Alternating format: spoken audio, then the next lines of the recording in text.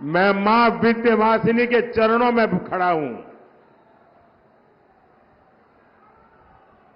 और मां विंध्यवासिनी की भूमि है, पवित्र भूमि है।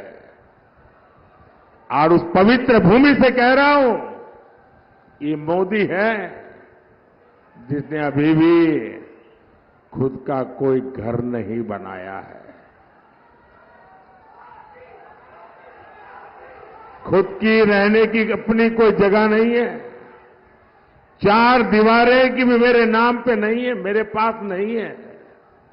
मैंने अपना घर तो नहीं बनाया, लेकिन गरीब मां का बेटा हूं ना, मैंने 4 करोड़ गरीब परिवारों के लिए घर बनाए हैं। बुआ बबुआ का गठबंधन, वो जो पहले बुआ थी ना, वो तो सपा वालों को पहचान गई बराबर। वो पहले वाली बुआ ने तो सपा वालों को छोड़ दिया, अब ये बंगाल से बुआ लाए हैं। और ये बुआ बउआ का खेल, और इसलिए आपको इनसे सैकड़ों मील दूर रहना ही अच्छा है। भाइयों बहनों, मैं आज बबुआ से, समाजवादी शाहजादे से एक सवाल करना चाहता हूं। बुआ तो आपकी इतनी करीबी है, बंगाल से यहां तक आपके पास आई है, कभी आपने आपकी नई बुआ को पूछा कि वो बंगाल में यूपी बिहार वालों को बाहरी क्यों कहती है? हमारा देश एक है, हम सभी भारतीय हैं, हम भारत माता की संतान है। फिर बंगाल में जाने वाले यूपी के लोगों को टीएमसी गाली क्यों देती है? जरा बबुआ अपनी बुआ को जरा पूछ तो लो। और गाली देने के बाद यहां यूपी में आकर यूपी से ही वोट भी मांगती है। यूपी के लोगों को टीएमसी सपा ने क्या समझ रखा है? साथियों, टीएमसी सपा का वो कौन सी चीज है इनको जोड़ती है? तो उनको जोड़ने वाली एक ही चीज है, वो है तुष्टीकरण। तुष्टीकरण के ये ठेकेदार भारत की पहचान बदलना चाहते हैं। ये वही लोग हैं जो कोर्ट में भगवान राम को काल्पनिक बताते थे। इनके समय में अयोध्या की सड़कों और घाटों की क्या दशा हुआ करती थी। बनारस में घाटों और गलियों की क्या दशा होती थी। मुझे बताइए, ये दुर्दशा देख करके आपको पीड़ा होती थी कि नहीं होती थी? जरा पूरी ताकत से बताइए, आपको पीड़ा होती थी कि नहीं होती थी? क्या सपा वाले, कांग्रेस वाले, टीएमसी वाले क्या कभी भी मंदिर बनने देते क्या? मंदिर बनने देते क्या? आज भव्य राम मंदिर हमारी आंखों के सामने है।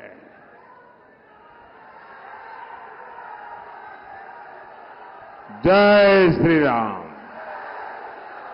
जय श्री राम। आपको अब रामलला जी टेंट से निकल करके भव्य मंदिर में गए, आपको गर्व होता है कि नहीं होता है? रामलला जब टेंट में थे, हम सबको पीड़ा होती थी कि नहीं होती थी?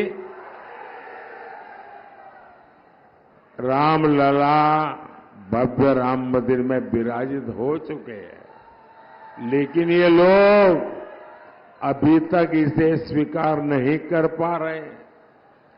सपा के नेता कह रहे हैं कि राम मंदिर बेकार है।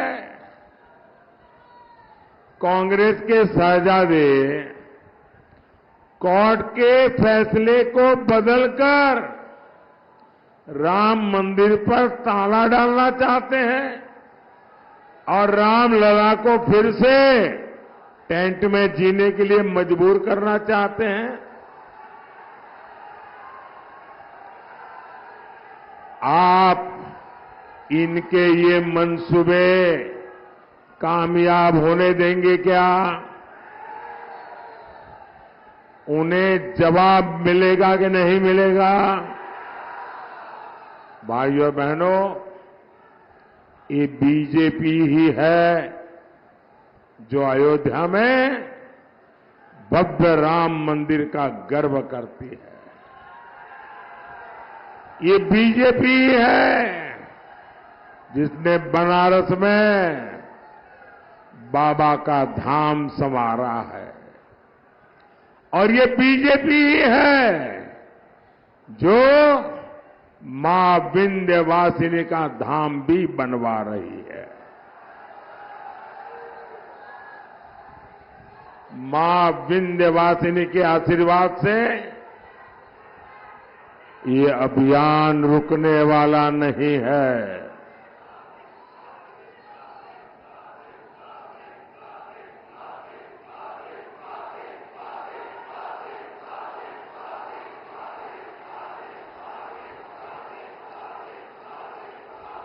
साथियों, बीजेपी ने दिन रात मेहनत करके यूपी की छवि बदली है। आज यूपी की पहचान एक्सप्रेस वे से हो रही है। यूपी में 6 एक्सप्रेस वे हैं, 5 नए और एक्सप्रेस वे बन रहे हैं। यहां भदोही में ही आप देखिए, बनारस से हंडिया तक 6 लेन बन चुका है। भदोही रिंग रोड फेज 2 का काम भी हो रहा है। मछली शहर से बनारस तक नेशनल हाईवे का काम हो रहा है। 2017 तक यूपी में केवल 7 एयरपोर्ट थे, आज यूपी में 17 एयरपोर्ट है। 17 और 3 एयरपोर्ट और बन रहे हैं।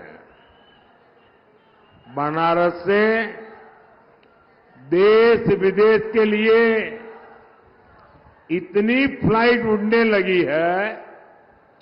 हमारे भदोही में रेलवे लाइंस भी अब डबल हो गई है। साथियों, भदोही हो और इस पूरे क्षेत्र ने पहली बार चारों तरफ विकास देखा है। विकास के इन कामों का फायदा यहां के किसानों को मिलेगा। इसका फायदा भदोही के कालीन उद्योग को मिलेगा। आपको पता होगा और गर्व भी होगा ये हमने जो नया संसद का भवन बनाया है ना, शानदार भवन बना है, वहां भी ये हमारे भदोही की कालीन लगी है।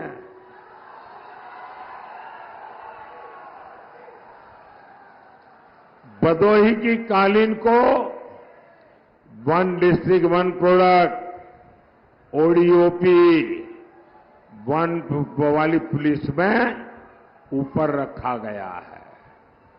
भाइयों और बहनों, बीजेपी सरकार में वन डिस्ट्रिक्ट वन प्रोडक्ट योजना बहुत तेज गति से आगे बढ़ रही है।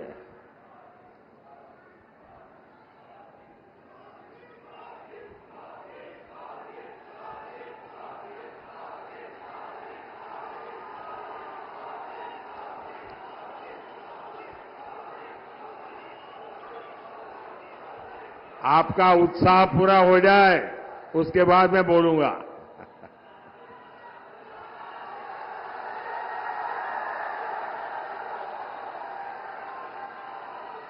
साथियों, मैं सच में कहता हूं, जब रात को बिस्तर पे जाता हूं ना, तो मुझे दिन भर आप लोगों के चेहरे याद आते हैं, जो दिन भर मैंने देखा है। और रात में एक के बाद एक घटना मेरे सामने, और मैं देखता हूं कितना प्यार, कितने आशीर्वाद, अबाल वृद्ध सभी, बच्चे बूढ़े, माताएं बहनें, भाइयों बहनों, ये ईश्वर कृपा के बिना संभव नहीं है।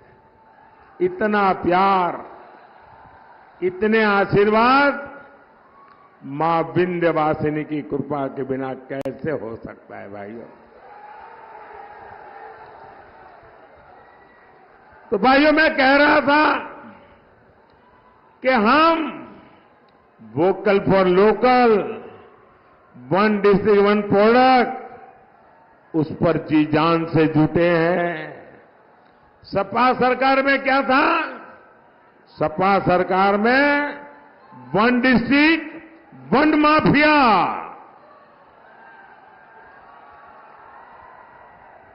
हर डिस्ट्रिक्ट का अलग माफिया, हर डिस्ट्रिक्ट में अलग माफिया का सामना, हर जिले इन लोगों ने एक एक माफिया को ठेके पर देके रखा था। यहां व्यापारी सुरक्षित नहीं था, बहन बेटियां सुरक्षित नहीं थी, युवाओं का कोई भविष्य नहीं होता था। लेकिन जब से योगी जी आए हैं और ये सब उनके साथ ही सरकार में है, पूरा माहौल बदल गया है। अब जनता नहीं डरती, माफिया डरते हैं।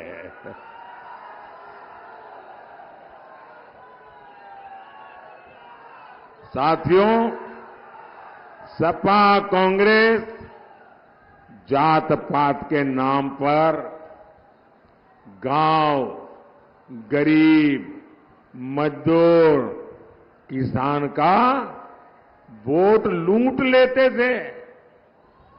फायदा किसको होता था? ये जो वोट उठा करके ले जाते थे ना, मुट्ठी भर उन परिवारों को फायदा होता था।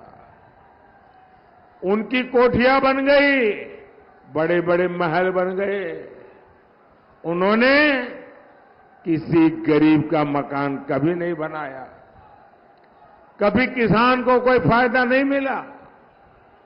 हमारी माताओं बहनों की चिंता पहले किसी सरकार ने की है क्या?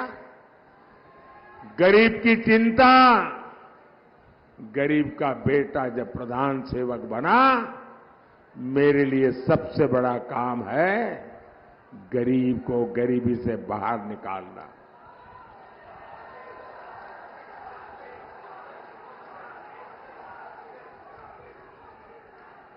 भाइयों बहनों, मैं मां विंध्यवासिनी के चरणों में खड़ा हूं। और मां विंध्यवासिनी की भूमि है, पवित्र भूमि है। और उस पवित्र भूमि से कह रहा हूं, ये मोदी है जिसने अभी भी खुद का कोई घर नहीं बनाया है, खुद की रहने की अपनी कोई जगह नहीं है, चार दीवारें की भी मेरे नाम पे नहीं है, मेरे पास नहीं है। मैंने अपना घर तो नहीं बनाया, लेकिन गरीब मां का बेटा हूं ना, मैंने 4 करोड़ गरीब परिवारों के लिए घर बनाए।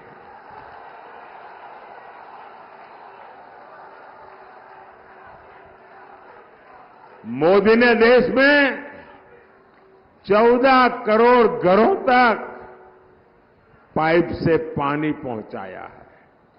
और जब मैंने पाइप से पानी पहुंचाया ना, मतलब वो एक सिर्फ पाइप नहीं है, मैंने उन माताओं बहनों की पीढ़ियों की मुसीबतों को खत्म किया है, तब जाकर के माताएं बहनें आशीर्वाद देती। यूपी के 2.25 करोड़ परिवारों को इसका लाभ मिला है। हमने हमारी माताओं बहनों के लिए शौचालय बनवाए, और यूपी ने तो मुझे बताया कि मोदी जी हमारे लिए शौचालय नहीं, हमारे लिए तो इज्जत घर है। और बाद में तो मैं देश भर में कहने लगा कि इज्जत घर कहते हैं हमारे यूपी के लोग। मैं उनकी तकलीफ जानता था। उन्हें धुएं से आजाद करने के लिए मुफ्त गैस सिलेंडर दिए। आज 80 करोड़ लोगों को मुफ्त राशन मिल रहा है। भाइयों बहनों, ये हमारे किसान मोदी के आने के बाद अनाज पैदा करने लगे क्या? मोदी के आने पहले भी तो धान पैदा करते थे ना, अनाज पैदा करते थे ना। ये सोनिया जी की एक रिमोट वाली सरकार चलती थी मेरे आने के पहले। उनको पूछा, सुप्रीम कोर्ट ने कहा कि गरीबों को अनाज दे दो मुफ्त में। उस समय के प्रधानमंत्री ने कहा नहीं, हम गरीबों को एक रत्ती भर भी अनाज नहीं दे सकते हैं, हम इतना बोझ नहीं वहन सकते हैं। वो गरीबी क्या जाने, ये जब आपका बेटा, आपका सेवक जो गरीबी को जी कर आया था, बैठा ना, 80 करोड़ लोगों को मुफ्त राशन पहुंच रहा है। क्योंकि मेरे मन में एक ही भाव है कि गरीब का चूल्हा जलता रहना चाहिए, गरीब का बच्चा भूखा नहीं रहना चाहिए। और मैं गारंटी देता हूं, आने वाले 5 साल भी ये मुफ्त राशन मिलता रहेगा। यूपी में 2.5 करोड़ से ज्यादा किसानों को किसान सम्मान निधि के 70,000 करोड़ रुपए मिल चुके हैं। 70,000 करोड़ रुपए। मोदी के काम क्या है ये आप सब जानते हैं ना। और इसलिए मैं काम गिनाने नहीं आया हूं, अगले 5 वर्षों में और क्या होगा उसकी मैं आपको गारंटी देने आया हूं।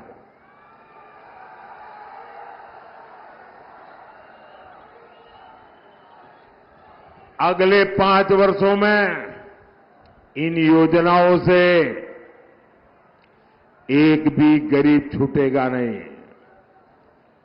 और आप मेरा एक काम करेंगे। क्यों चुप हो गए? अभी तो बहुत नारेबाजी कर रहे थे। मेरा एक काम करेंगे, जरा हाथ ऊपर करके बताइए, करेंगे?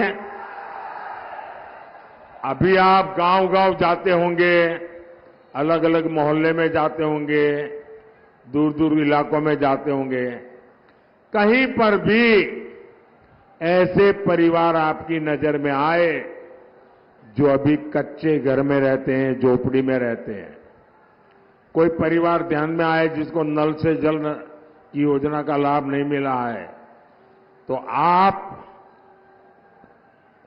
उनके नाम पते लिख करके मुझे भेज देना और उनको बता